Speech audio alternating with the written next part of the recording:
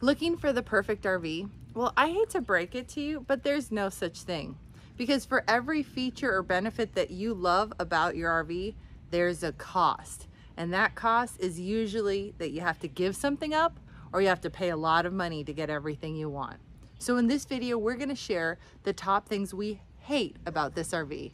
The only thing I hate is this video. So we're gonna take you inside and show you everything that Mercedes hates about our RV. Welcome back to the RV Odd Couple. My name is John. And I'm Mercedes, and we found freedom, independence, and adventure RVing this beautiful nation full-time, and now we're building a community that loves God, family, country here at Thunder Canyon. And this video is part of a two-part series. It's the love and hate series, where first we talked about what we loved about RV, and now we get into what's bad about RV. I love it. I love everything about it. In that vein, make sure you subscribe, because this is a channel where we give you the good, bad, and ugly and tell it like it is. So we're gonna take you inside and show you everything that Mercedes hates about our RV. It's all bad. I love it. All right. So the first thing that I don't like about this RV is the lack of storage. I really wish I had more cabinets, more drawers. These cabinets, I mean, they look really big, but if you look at the amount of space that you lose right here, you don't have the room for everything. So you really have to pare down, and then you have to pare down again. And then just when you think that you've eliminated enough stuff, you got to pare down again. It's very frustrating. Well, do you want to show them all the cabinets? No. Okay. No. Well, you just showed those cabinets and those cabinets. This also has this cabinet, and it's got these two cabinets over here. And then we've got storage under about 70% of the seating right here, which is where I keep my tools. So yeah, I love this RV. Whatever. If John were honest with himself, he would have to admit that he can't bring all the tools he would like to bring. He's got to make difficult decisions and pare down, pare down, pare down. The next thing about this RV that I'm not really a fan is the fact that this layout is not really a family layout.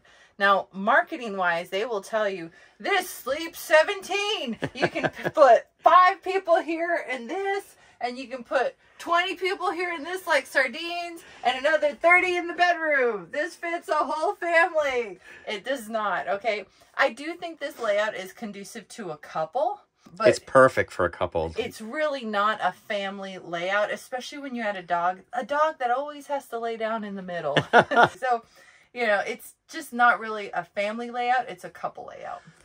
And I totally disagree, because I love the size of it. I love my dog. I love my kid. And I love the closeness and sliding by Mercedes. And I love us being all close to each other. So it doesn't bother me at all. The other thing I don't like about this is that it's not really a full-time RV. You know what I mean? Because the longer you stay in an RV, the smaller it feels. And so this RV will feel real small in about 3.5 days. This RV, if you were full-time and you were solo, I think it would be really awesome. I think it's perfect full-time for a couple. And I also think that this is the perfect RV for us. Well, maybe it's perfect for us right now, but it wouldn't be perfect for us full-time. Full-time would be rough. I agree with you there. Yeah, thank you. Speaking of this not being an ideal RV for full-time, one of the problems that this RV has is a lack of a grocery getter. So we have towed the Jeep with this vehicle. The Jeep might be a little bit too heavy for We don't let vehicle. Mercedes drive when we're pulling the Jeep because it sways. It does. And But our Jeep is 1,000 pounds heavier than the tow capacity on this. The tow capacity is 4,500 pounds. Do as we say, not as we do. But I digress.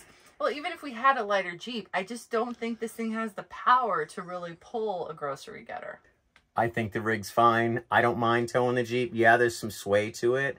And I will guarantee you that if you're a retired couple pulling a very small car, this rig is perfect for you. The other issue, not having a grocery getter, because remember, guys, it's all bad. It's all bad.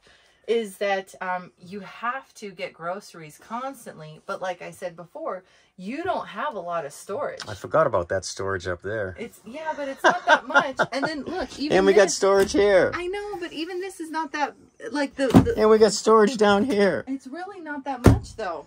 And then look at this. Okay, mister, we've got storage. Look at this. Now, this is probably the bane of my existence. Those of you guys that know me know that I really do struggle to food plan and to make dinner like every night. This refrigerator is really, really small. You know what I mean? So it's like, it's just really not conducive. It's tough. The fridge is tough. It was tough getting used to this fridge. And you really have to meal plan. And that's the one area of my life I really can't plan is the meal. So you have to know, it's, you know, in a house, you can have all the peanut butter, all the jellies, everything you want for any type of sandwich.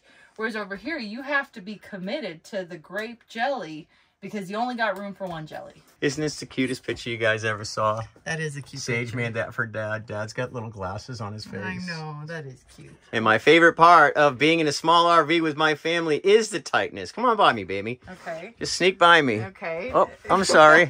I'm sorry, baby. You're popping a feel. That's why you wanted a small RV. I want a smaller RV. I want to do this in a van. There you go. Now I get it. I get it. Oh, right. I just found some more storage up there, baby. You stop and a ton of storage up there. Stop it.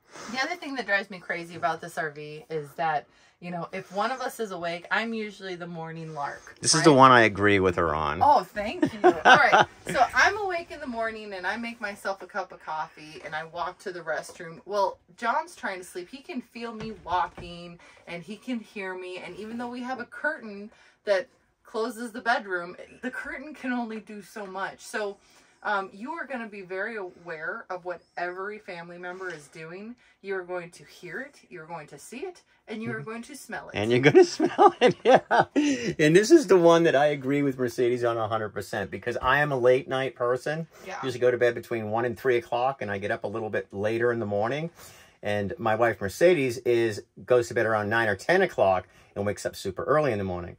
And so she's back there sleeping. We do have a curtain to close that does cut off some of the light, but she gets mad at me when light's on too long. Yeah. And then Sage, she doesn't have a problem. Sage sleeps like a rock. Mercedes doesn't sleep like a rock, so everything bothers her. But the curtain only does so much. You're still showing yourself. This is not a wall, you know? It lessens the light, but the light still... No, there's no light up there at all when you close it all the way. When I close the door... No, on yours, yes, I agree with you. Yes, but Sage's is perfect. It'll be black up there when you close that one. I love that one. Yours, I agree. You close this one, it's hard to keep it tight. Yeah. I just found some more storage over the beds. Hey, you stop talking. And the storage right there when we put our slide out, that's where we put all our clothes. Not a lot of room for stuff, but I think the simpler the better. That is so funny. I just found more storage. No, you know what it is about the storage is that you have to be really disciplined and you have to know what you have and how many of them you have, and you have to practice a lot of self-restraint. No shopping at Sam's or Costco when you're in one of these things. You know, you have room for so much, and you really have to know what place everything goes. What place everything goes. It needs to serve a purpose, and it needs to serve a purpose that makes sense. And it's a really good idea for things that serve multiple purposes. Yeah, yeah. Let me slide around you. Whatever. You're just trying to like cop a feel again. Just let's slide by this way. Leave me alone. All right. So actually let me show him the shower. You take this. Okay. So this is one of the problems I have. Not my biggest problem. I do have one big problem with this RV. Okay. Not a problem. I deal with it. But it's a problem. Hold this door open. It's all bad. The shower is pretty tight. Now it's got one of these pull shower curtains. Yeah. Right, which is nice because it keeps the water inside. Mm-hmm. But you can't really get your arms up and you got to go like this. Yeah.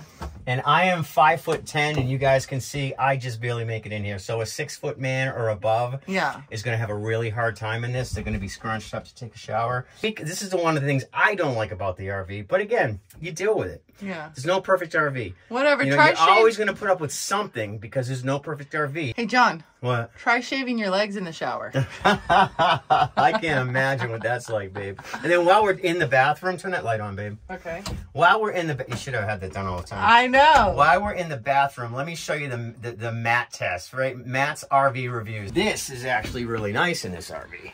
Oh, the throne. Room, man. There's plenty of room on the hopper. You can shut toilet. the door. Yeah. But you can see there's a lot of stuff that they had to build underneath that shower, which lifts that shower pan up off the floor.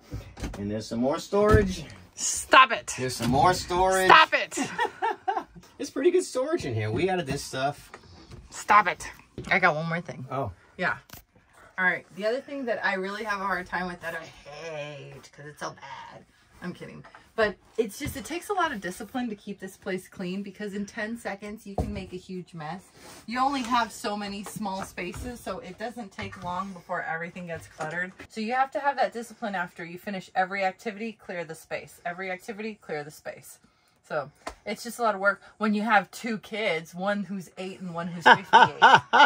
Now, I am going to tell you the one thing that I really, it's hard for me because I like carrying a lot of tools. I have to carry most of my tools under the seats right here. Yep. I keep my Vaire, I keep a lot of my DeWalt tools under these seats. It's kind of a pain to get under these seats, pulling it all apart. It's tough to do it. But I'll show you the one thing that I really dislike about this RV, but there's really nothing they can do about it. Come on outside and I'll show you. This is my storage space. Oh, wow. That's not big. Yeah. So this is where I keep most of my, stuff that I have to have, right? That's not a lot of room. There's not a lot of room under here, as you can see. And so these are for my lifts. And then on this side, I got this.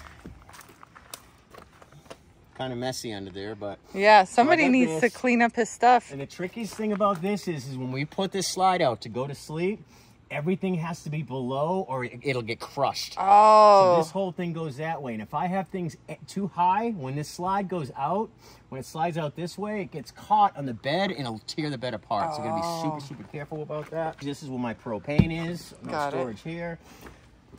This is where my generator is right here. So as you can see, there's only 2 places. One good sized place where I keep my hoses, my some tools, and then that other small place on the other side where I keep my RV gear. Mister, there's a lot of storage. Guys, if you get a chance and you haven't been to Thunder Canyon, guys, the RV Odd Squad has built the most beautiful campground in America.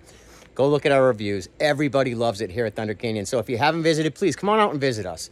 Look at what we did as a team. All of us together built an absolutely gorgeous campground that everybody raves about. Come in the fall. Beautiful in the fall. It is so beautiful here in the fall, you guys. So come visit us. We miss you all. There's always a give and take with RVs. They're only so big. You can only fit so much in them. So make sure you watch the other videos so you get the full pros and cons of RV living. And we'll see you in the next video.